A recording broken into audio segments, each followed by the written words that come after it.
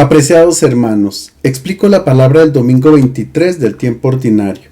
La primera lectura es de Ezequiel capítulo 33 versículos 7 a 9. El profeta es un centinela de Dios para su pueblo. Ezequiel era hijo de Buz y un sacerdote de Jerusalén. Cuando Nabucodonosor, rey de Babilonia, conquistó por primera vez a Jerusalén en el año 597 a.C., se lo llevó cautivo a Babilonia junto con el rey Joaquín de Judá y la clase dirigente del país.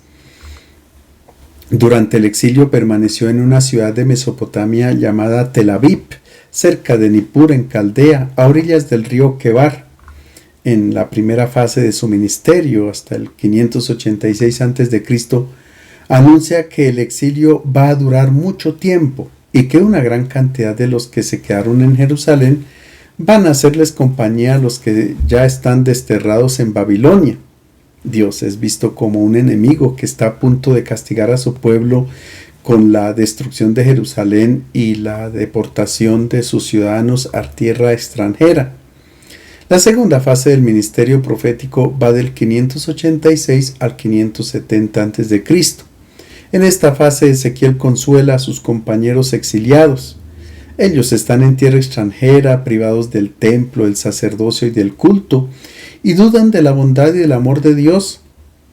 Ezequiel alimenta la esperanza y anuncia al pueblo la certeza de que el Dios Salvador y Libertador va a actuar, porque no los ha abandonado ni olvidado. Por este anuncio, Ezequiel es llamado el profeta de la esperanza. En el capítulo 18 de su libro hay una bella afirmación de Dios. ¿Acaso quiero yo la muerte del malvado y no que se convierta de su conducta y que viva? La preocupación de Dios es que el hombre elija caminos que los conduzcan a la muerte. Por eso llama a Ezequiel y lo coloca como centinela. El profeta es entre los exiliados como un vigilante atento, que escucha las llamadas de Dios y que avisa al pueblo de los peligros que aparecen en el horizonte de la comunidad.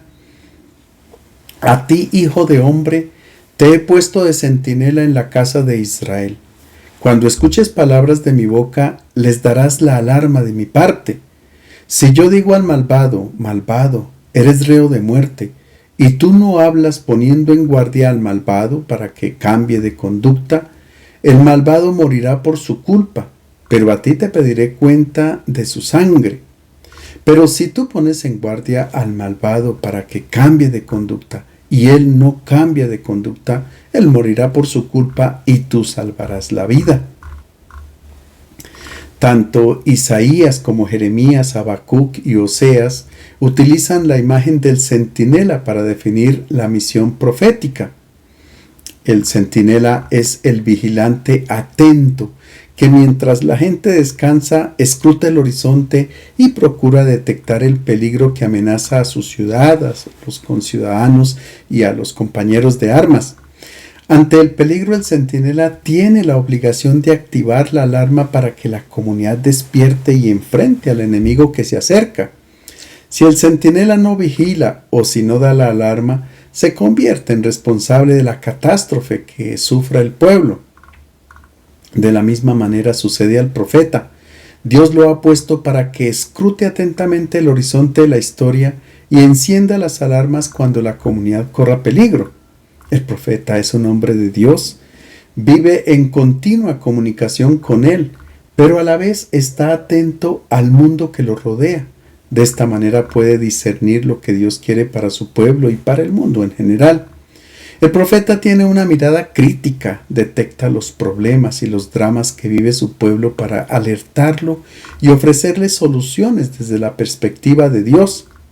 Escúchenlo o no, el profeta anuncia caminos de salvación para que el ser humano no fracase en la vida, es decir, para que no elija la vía equivocada que lo conduzca a la infelicidad, al sufrimiento y a la muerte.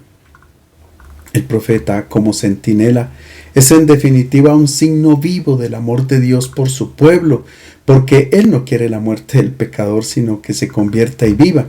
Sin embargo, la imagen bíblica de un Dios que castiga está presente debido al concepto de pacto o alianza, donde se establecen bendiciones y maldiciones. Casi todo precepto va seguido de una promesa de bendición para quien lo observa y de amenazas de castigo para los transgresores. En realidad, no es Dios quien castiga, es el pecado el que lleva al hombre a la perdición. El Señor quiere salvar siempre. Quien se aleja del camino de la vida trazado por Él decreta la propia muerte. Dios se toma muy en serio la salvación de su pueblo hasta el punto que amenaza de muerte a Ezequiel si no alerta a los israelitas y los pone en guardia frente al peligro que corren cuando están tomando decisiones que los llevan a la ruina. El profeta tiene el deber de intervenir, hablar con franqueza, amonestar a quien corre el peligro de alejarse de Dios. Si no cumple esta misión, se hace responsable de la ruina de sus hermanos. Si por el contrario, reprende a quien se está comportando mal y éste no escucha, entonces el profeta no es responsable. Pero en definitiva, todo cristiano es profeta, es centinela y por tanto responsable de la suerte de sus hermanos. La segunda lectura es de la carta a los Romanos, capítulo 13, versículos 8 a 10. El amor es el centro de la vida cristiana. Hay dos contextos en los que pudo haber sido ambientado nuestro texto.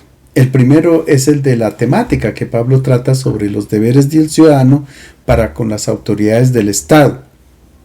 Él responde a la pregunta de cómo se tienen que comportar los cristianos frente a las autoridades y a las instituciones que en muchos casos proponen leyes incompatibles con el Evangelio. El apóstol recomienda comportarse como ciudadanos ejemplares, respetando las autoridades, las leyes y los bienes del Estado. Y luego propone el amor como principio general de comportamiento. El segundo contexto es de carácter histórico. Por el año 49 el emperador Claudio había publicado un decreto en el que expulsaba de Roma a todos los judíos, incluidos los que habían acogido la fe cristiana. Cuando Pablo escribe a los romanos ya habían pasado al menos unos 10 años de este hecho y es posible que los cristianos de origen pagano que se habían quedado se consideraban superiores y despreciaban a los cristianos de origen judío que regresaban a Roma. Este hecho pudo haber suscitado divisiones y tensiones en la comunidad y el apóstol apela al amor cristiano para resolver esta problemática. En uno o en otro contexto, el apóstol recurre al mandamiento del amor propuesto por Jesús de Nazaret. Que la única deuda que tengan con los demás sea la del amor mutuo, porque el que ama al prójimo ya cumplió toda la ley. De hecho, los mandamientos: no cometerás adulterio, no matarás, no robarás, no codiciarás, y cualquier otro precepto se resumen en este: amarás al prójimo como a ti mismo. Quien ama no hace mal al prójimo, por eso el amor es el cumplimiento pleno de la ley. El amor es el centro de nuestra experiencia religiosa. El cristianismo no existe si no se fundamenta en el amor, entendido como ágape, es decir, como un amor gratuito de renuncia a sí mismo para hacer feliz al hermano. Los cristianos nunca podrán dejar de amar a los hermanos e incluso al enemigo. En el Evangelio de Mateo, Jesús dijo: el primer mandamiento es: amarás al Señor tu Dios con todo tu corazón, con toda tu alma, con toda tu mente. Y que el segundo es semejante al primero: amarás a tu prójimo como a ti mismo.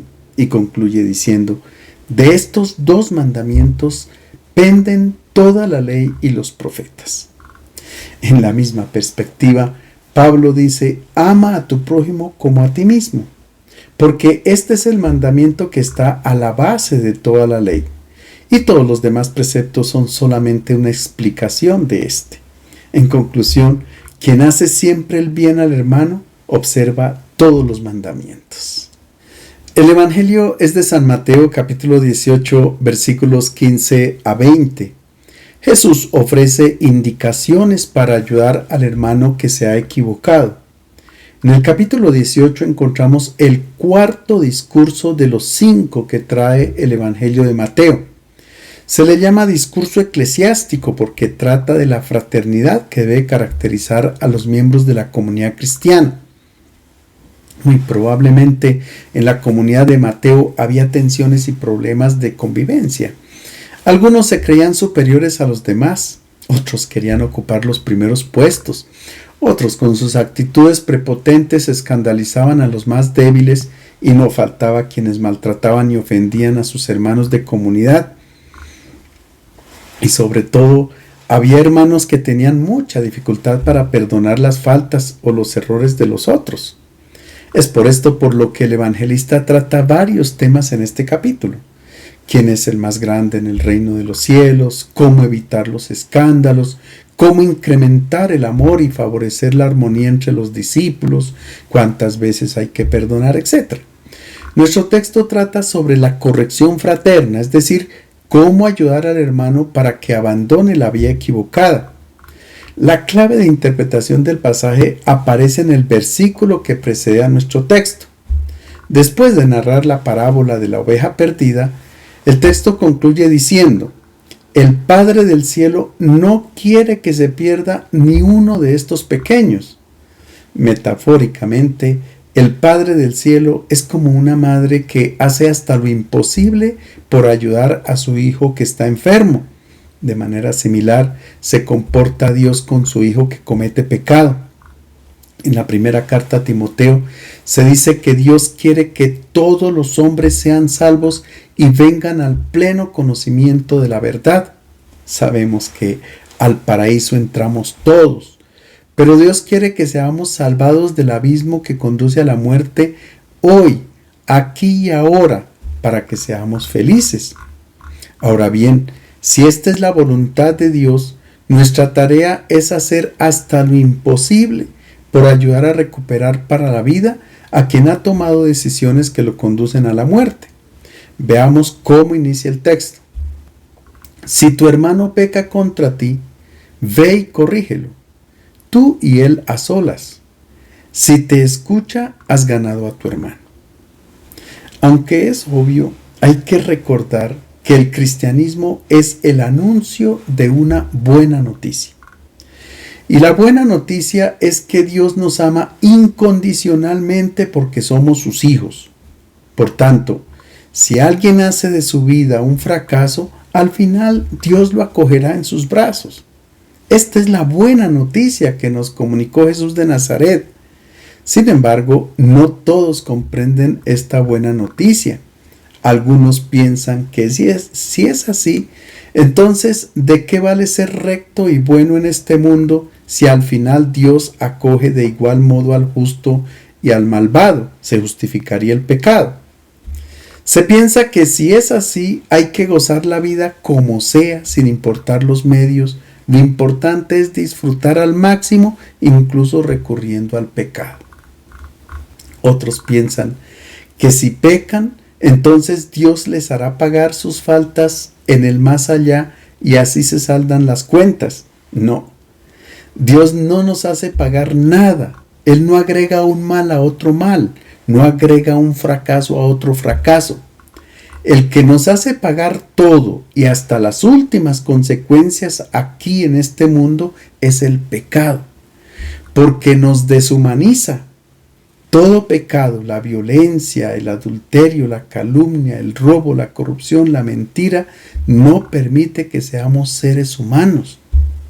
En hebreo, pecado se dice atat, que significa lanzar una flecha con un arco defectuoso. Por tanto, es casi imposible que la flecha llegue al objetivo.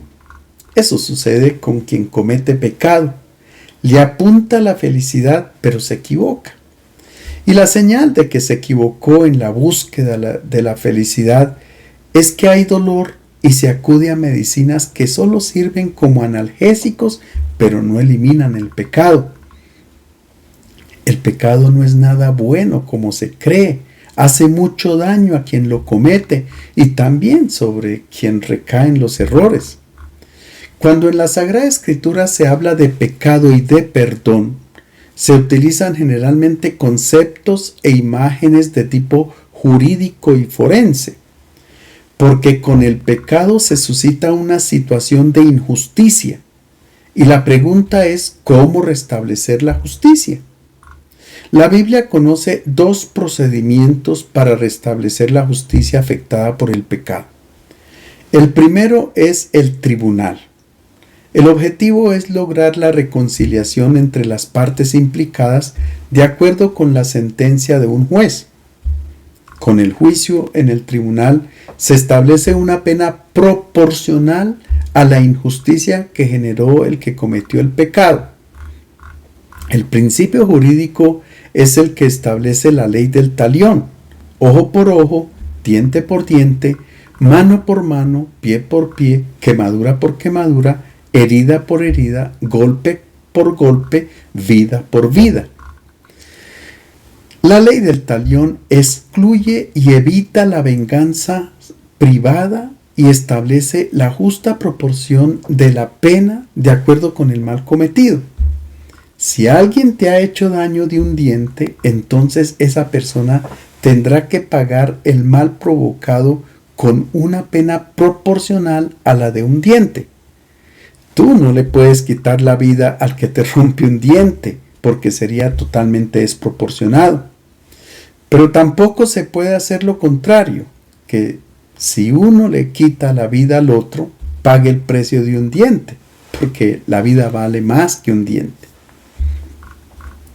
Pero la ley del talión tiene su límite, sobre todo cuando se trata del tema del homicidio. La ley prevé pagar vida por vida, y ahí encuentra su punto más débil. Porque para decir que no hay que matar, se tendría que quitar la vida del homicida. Por tanto, el sistema del tribunal es limitado, incluso por varias razones que no se alcanzan a exponer aquí. Pero en principio, el juez no puede perdonar al culpable. Y en este sentido, todas las veces que nosotros hablamos de Dios como juez, utilizamos una imagen que no es apropiada para él, porque Dios perdona y el juez no puede perdonar. En segundo lugar, el sistema del tribunal es limitado porque el culpable paga la pena, pero no cambia de vida, y tampoco con la sentencia del juez se restablece la justicia. Y en tercer lugar, a quien comete homicidio no se le puede aplicar la pena de muerte. Por tanto, este sistema funciona muy poco. La Biblia conoce otro sistema para restablecer la justicia destruida a causa del pecado. Se trata del RIP, que es como un diálogo que se realiza entre las partes. De acuerdo con el RIP, la parte inocente, en vez de acudir al tribunal, va donde el culpable y le hace ver su pecado. El objetivo del RIP es ayudar explícitamente al culpable para que entienda que el mal que hace no lo hace solo a quien lo padece, sino a sí mismo. Se trata de que reflexione y que tome la decisión de abandonar el mal. En palabras sencillas, el propósito del RIP es la conversión del pecador, es su salvación. En primer lugar, es permitir que la persona que hace el mal vuelva a ser feliz, es decir, se pueda reconciliar consigo misma. Aquí se aprecia la diferencia del RIP con el tribunal. En el juicio del tribunal se acusa al culpable para condenarlo, mientras que en el RIP se acusa al culpable para perdonarlo. Jesús aplicó continuamente el RIP con las personas. Con Zaqueo, por ejemplo, cuando él entendió el mal que estaba haciendo, puesto en pie dijo al Señor: «He aquí, Señor, la mitad de mis bienes daré a los pobres, y si en algo he defraudado a alguno, se lo restituiré cuadruplicado». Notemos que mientras en el sistema del tribunal se restituye únicamente lo proporcional a la falta cometida, aquí con el RIP se restituye el doble, el triple o el cuádruplo como hizo Zaqueo. Así se demuestra la conversión del pecador. De acuerdo con el Evangelio de Juan, Jesús aplica el RIP con quienes querían apedrear a la mujer adúltera. Y ellos, al oír lo que Jesús dijo, el que esté sin pecado, que tire la primera piedra, se iban retirando uno tras otros, comenzando por los más viejos. Para lograr la conversión del pecador por medio del RIP, es necesario que la parte inocente lo aborde, no con el deseo de venganza ni con el deseo de apoderarse nuevamente de aquello que el otro le ha quitado, sino con el objetivo de que la persona que ha hecho el mal se salve. En el RIP, la persona inocente ofrece su perdón incondicional. No puede estar en paz hasta que no esté totalmente seguro de que el culpable ha dejado de hacer el mal. En otras palabras, el cristiano no puede perdonar y desinteresarse del pecador o del culpable. Con esta clave de lectura se comprende perfectamente las palabras de Jesús. Si ves que tu hermano peca, ve y repréndelo a solas. Si te escucha, has ganado a tu hermano. Quiere decir, haz el RIP con tu hermano. Busca como sea la conversión de tu hermano que te ha hecho daño. Es que ningún cristiano puede responder como Caín: ¿acaso soy yo el guardián de mi hermano? Ahora bien, para la corrección fraterna se necesita una pedagogía. No se puede improvisar. Ante todo, hay que evitar la difamación de la persona que comete el mal. Hay que salvar su buen nombre. Si se habla a sus espaldas con otras personas, no se soluciona nada, sino que se aumenta el mal. A un mal se agrega otro mal. Y es posible que se pierda la oportunidad de recuperar al hermano. El punto de referencia para practicar la corrección fraterna es el amor. Por tanto, no se puede dar a conocer la verdad de lo sucedido con ninguna otra persona. Algunos piensan que como es verdad, se puede comunicar el error de la persona, y esto es equivocado, porque la verdad se puede oponer al amor. Una verdad inoportuna puede destruir la convivencia y la fraternidad. Hay un dicho que dice: es mejor una mentira bien dicha que una verdad inoportuna. La verdad se convierte en mentira cuando genera divisiones, odios y rencores. En este sentido, dice el libro del Eclesiástico: las heridas causadas por azotes se quedan en la piel, pero las heridas causadas por la lengua rompen los huesos. Jesús propone un itinerario para practicar la corrección fraterna. La primera etapa consiste en encontrar al hermano, hablar cara a cara con él, en secreto, para evitar que alguien se pueda enterar de lo sucedido. Realmente no es fácil. No es fácil acercarnos para corregir a quien nos ha hecho daño o a quien hace el mal. Él pudiera responder con el dicho de Jesús: ¿por qué miras la mota que está en el ojo de tu hermano y no te das cuenta de la viga que está en tu propio ojo? ¿Cómo puedes decir a tu hermano: hermano, déjame sacarte la mota que está en tu ojo, cuando tú mismo no ves la viga que está en tu ojo? Hipócrita, saca primero la viga de tu ojo y entonces verás con claridad para sacar la mota que está en el ojo de tu hermano. A pesar de que nos puedan responder así, quien va a corregir al hermano se tendrá que confrontar con el Evangelio y comprender que el pecador está fuera de la comunión con Cristo y con la comunidad, y por tanto debe actuar. Ahora bien, se necesita actuar con mucha prudencia, porque una actitud inoportuna o una palabra inadecuada puede romper con el intento de acercamiento. Si el hermano se siente herido, se cierra definitivamente, y ahí podría terminar el proceso sin lograr el objetivo de la conversión.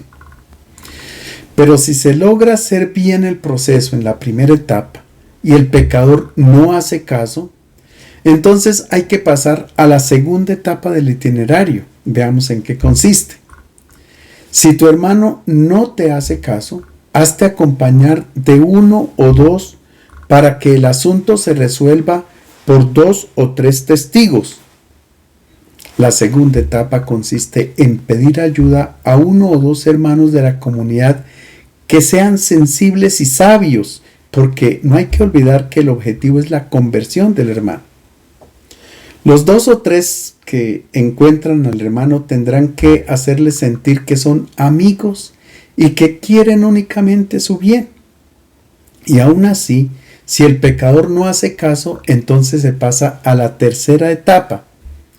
Si no les hace caso, informa a la comunidad. Este paso se da sobre todo cuando el pecado afecta a todos los hermanos, especialmente a los más débiles en la fe. Y si aún el culpable no quiere arrepentirse y cambiar de vida, entonces Jesús dice: considéralo un pagano y un recaudador de impuestos. Y aquí pareciera que el maestro utilizara un lenguaje muy duro, máxime cuando él se había puesto de parte de los publicanos y pecadores.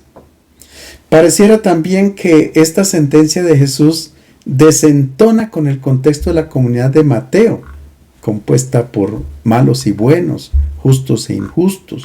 Es una comunidad como un campo donde crecen juntos el trigo y la cizaña, o como una red que arrastra toda clase de peces. Pero Jesús no está pensando en excluir al pecador de la comunidad, porque la comunidad es como una madre que no se avergüenza de ninguno de sus hijos. Mientras que los rabinos decían: el Señor se alegra por la resurrección de los justos y por la ruina de los impíos, Jesús predicaba que el Padre del cielo se alegra más por un pecador que se convierte que por 99 justos que no necesitan conversión. Por tanto, si Jesús dice que consideren al pecador como un pagano o un recaudador de impuestos, es porque Él hizo de ellos su opción preferencial. Él optó por ellos porque tenían mayor necesidad de su amor. Entonces, considerar al que cometió una falta como un pagano o un recaudador de impuestos significa expresarle nuestro amor y estar atento para ayudarlo de la mejor manera y así salvarlo. No se puede actuar de manera rigurosa y alejar de la comunidad a quien ha cometido una falta grave. En la primera carta a los Corintios, capítulo 5, Pablo amonesta a la comunidad diciendo: se oye que entre ustedes hay inmoralidad, pues alguien tiene la mujer de su padre, y ustedes se han vuelto arrogantes para que fuera expulsado de en medio de ustedes. Entreguen a ese tal a Satanás para la destrucción de su carne, a fin de que su espíritu sea salvo en el día del Señor Jesús. ¿No saben que un poco de levadura fermenta toda la masa?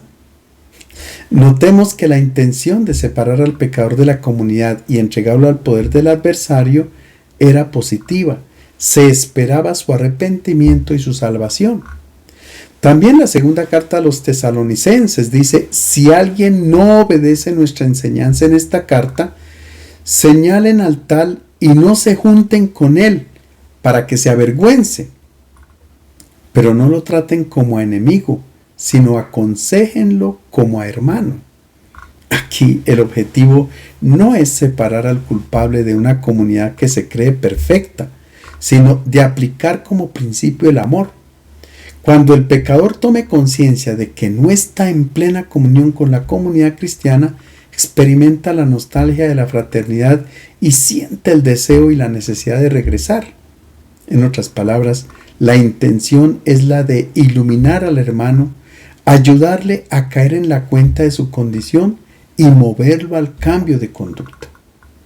Y en la primera carta Tito dice: al hombre herético que cause divisiones después de la primera y segunda amonestación, recházalo, sabiendo que el tal es perverso y está pecando, habiéndose condenado a sí mismo. Es que la comunidad no puede tolerar que alguien en nombre de Cristo predique doctrinas falsas y nocivas. Pero aún en este caso, es la persona misma la que se autoexcluye de la comunidad. Hoy entendemos mejor que la iglesia es inclusiva, es decir, acoge a todo el mundo y no excluye a nadie. Hoy somos más conscientes de la diversidad y de la diferencia en la unidad. Y ahora escuchemos cómo concluye nuestro pasaje. Les aseguro que lo que ustedes aten en la tierra quedará atado en el cielo, y lo que desaten en la tierra quedará desatado en el cielo. Les digo también que si dos de ustedes se ponen de acuerdo en la tierra para pedir cualquier cosa, mi Padre del cielo se la concederá. Porque donde hay 2 o 3 reunidos en mi nombre, yo estoy allí en medio de ellos. La imagen de atar y desatar era bien conocida por los rabinos de la época. Atar significaba prohibir y desatar equivalía a declarar lícito. Pero esta imagen indicaba también el poder que ellos tenían para pronunciar un juicio de aprobación o condena acerca del comportamiento de las personas y por tanto de admitirlas o de excluirlas de la comunidad. El poder de atar y desatar Jesús lo confiere a Pedro y ahora lo entrega a toda la comunidad. Es ella la que está llamada a declarar de manera auténtica qué sentimientos, qué decisiones están de acuerdo con el Evangelio y cuáles son las que nos alejan de Cristo. La iglesia no puede apartar a nadie de la comunidad, no puede condenar y mucho menos castigar. Sencillamente ayuda a tomar conciencia para que las decisiones que se tomen en un determinado momento estén de acuerdo con los criterios del Evangelio proclamado por Jesús. La última parte de nuestro texto enfatiza en el valor de permanecer juntos y estar de acuerdo en la comunidad. Aparece el verbo griego sinfoneo, es decir, hay como una sinfonía donde todo se escucha de modo armónico. Cada miembro de la comunidad, como un instrumento musical, emite una sinfonía de acuerdo con su propia identidad. En otras palabras, cada uno toma sus propias decisiones en armonía con el Evangelio y en el amor recíproco. Por tanto, las decisiones que se tomen en la comunidad deben tener como base un clima de oración. En este sentido, todos los intentos de corrección y de reconciliación entre los hermanos, cuando se fundamentan en el amor y se hacen en oración dentro del seno de la comunidad, cuentan con el apoyo y la asistencia de Jesús. Les deseo un feliz domingo.